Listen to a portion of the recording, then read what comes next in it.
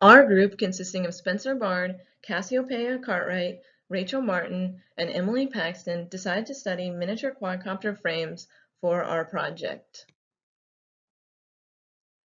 Miniature quadcopter frames, or simply mini-quads, are a type of aviation drone frame. The specific model we will be discussing in this presentation is the Wild Willie Dolphin 1. Mini-quads are a relatively recent development in drone technology. They were first produced on a commercial scale in 2014 and have since quickly evolved in terms of geometry.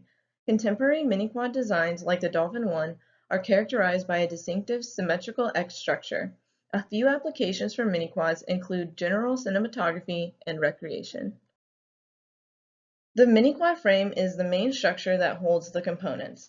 The Dolphin 1 frame is designed for specific purposes such as first-person view racing. This design offers multi-rotor structural platform for the mini-quad using a symmetrical X profile that provides better handling and a clear view to record video. The small arm shape maintains a low weight and increases its aerodynamics. Also, the 5mm carbon fiber sheet arm increases its stiffness while holding the motors at the ends of the arms and is also resilient to a crash. The motors are mounted at the ends of the arms, which introduces a large moment of inertia and a tendency to resist angular acceleration and deceleration during the operation. The centered battery placement allows better handling overall as it decreases the moment of inertia of the frame along the pitch axis, which is the axis most crucial for altitude and velocity control during freestyle handling. This picture shows the schematic of the Wild Willie Dolphin 1, which consists of a top plate, bottom plate, nut plate, and arms. Each part has a different thickness to be lightweight while also crash resilient. The arms have the largest thickness for this reason. The Dolphin 1 frame is composed of carbon fiber plates held together by steel bolts and aluminum standoffs. Carbon fiber plates are ideal in aerospace applications due to their high relative strength and stiffness, high fatigue resistance, and high thermal resistance. The primary manufacturers of the carbon plates for the Dolphin 1 are known for a lack of quality and transparency in the data sheets for their products.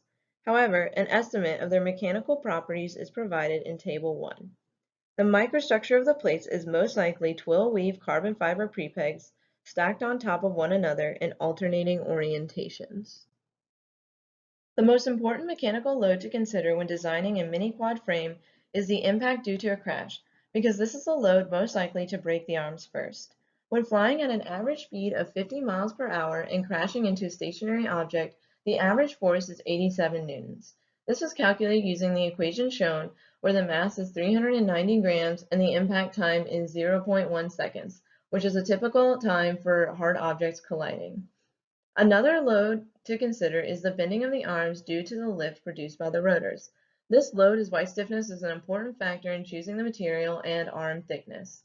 The expected life of the arms is about 5 flight hours, while the life of the rest of the frame is about 15 flight hours. The basic setup of the full drone with the components attached to the frame can be seen in this picture. The rotors are attached to the ends of each arms, the camera is attached to the front, the transmitter, antenna, and receiver are attached to the rear. The controller and battery are attached to the center.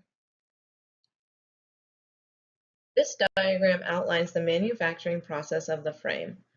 The manufacturing starts with commercially available 3K carbon fiber prepeg in a twill weave pattern with epoxy resin.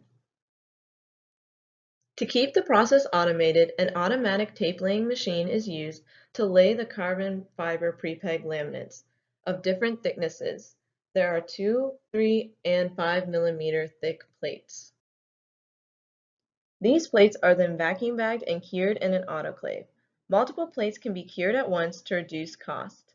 This figure shows the typical epoxy resin cure cycle in an autoclave.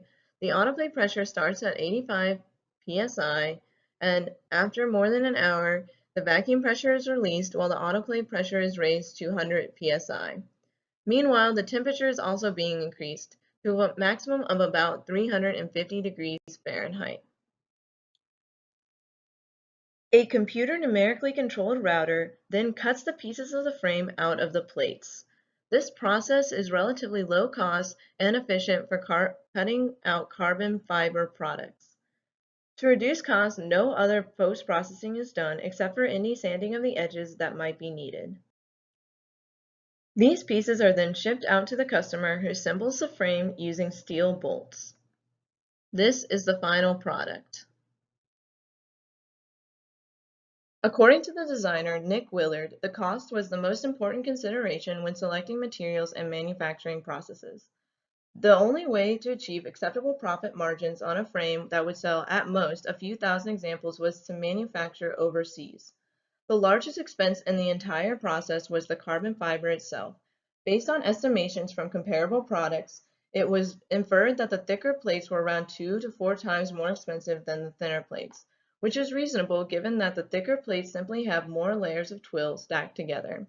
Additionally, there is the cost of the autoclave curing process to consider, which further adds to the expense of the carbon fiber.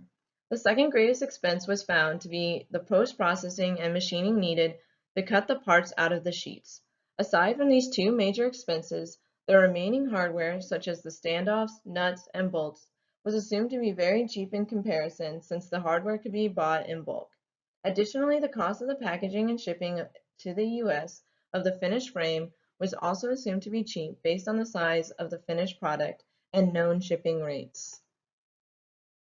In summary, mini-quad frames impose unique mechanical and economic constraints on designers. The need to create an affordable product with relatively high performance leads to an engineering type of application for advanced composites. Compromises on absolute performance were necessary to keep the costs down.